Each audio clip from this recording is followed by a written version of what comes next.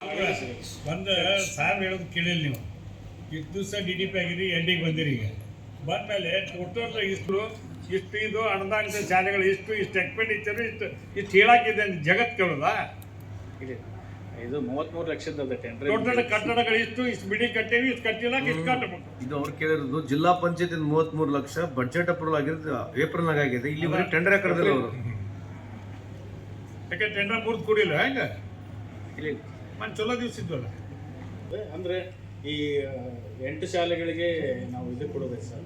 Doctor open ಚಲೋ ಮಾಡ್ರಿ ಮರ ಹೋಲ ಏನು ಕೊಡೋದೈತೆ ಶಾಲೆಗಳಿಗೆ? ವಿಜ್ಞಾನ ಉಪಕರಣ ಏಪ್ರಿಲ್ ಅಪ್ರೂವಲ್ ಕೊಟ್ಟಾಯಿತು. ಎಲ್ಲ ಅಪ್ರೂವಲ್ ಏಪ್ರಿಲ್ ಸಿಕ್ಕಿದೆ.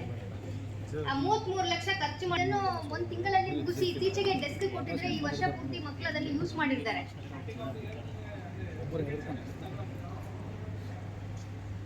ಏಪ್ರಿಲ್ನಾಗ ಅಪ್ರೂವಲ್ ಕೊಟ್ಟಿದೆ ನಿಮಗೆ? ಏಪ್ರಿಲ್ ಅಲ್ಲ ಸರ್, ಇದು ಆಗಸ್ಟ್ ತಿಂಗಳಲ್ಲಿ ಅದನ್ನ ಅಮೌಂಟ್ 50% ಬಿಡುಗಡೆ ಮತ್ತೆ ಅದು ತದನಂತರ ಈಗ ಯಾರಾಗ ಬಿಲ್ ರಿಲೀಸ್ ಮಾಡೋದು, ಆಮೇಲೆ ಟೆಂಡರ್ ಕರೆಗೆ ಅಡ್ಮಿನಿಸ್ಟ್ರೇಟಿವ್ ಅಪ್ರೂವಲ್ ಕೊಡೋದಕ್ಕೆ ಏನು ತೊಂದರೆ ಇದಪ್ಪ? ಬಡ್ಜೆಟ್ ಆಕ್ಷನ್ ಪ್ಲಾನ್ ಆದ್ಮೇಲೆ you have to go head and complete the work ಅಲ್ವಾ? ದುಡ್ಡು 3 ಕಂತು 4 ಕಂತರಲ್ಲಿ ಬರ್ತದೆ, ಅವಾಗ ಬಿಡುಗಡೆ ಮಾಡೋಣ ಅದನ್ನು.